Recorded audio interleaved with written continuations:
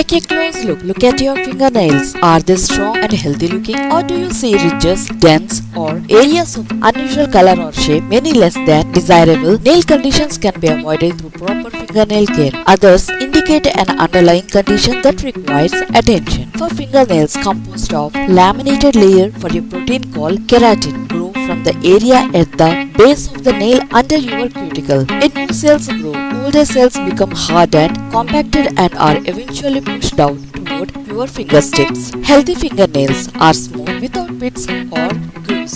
They are uniform in color and consistency and free of spots or discoloration. Sometimes fingernails develop harmless vertical ridges that run from the cuticle to the tip of the nail. Vertical ridges tend to become more prominent with age. Fingernails can also develop white lines or spots due to injury, but these eventually grow out with the nail. Not all conditions are normal. However, consult your doctor or dermatologist if you notice changes in nail color, such as discoloration of entire nail or a dark streak under the nail. Changes in nail shape, such as curl nails, thinning or thickening of the nails, separation of the nail from the surrounding skin, bleeding around the nails, redness, swelling or pain around the nails. To keep your fingernails looking their best, follow these simple guidelines. Keep your fingernails dry and clean. This prevents bacteria, fungi and other organisms from growing under your fingernails. Wear cotton-lined rubber gloves when washing dishes,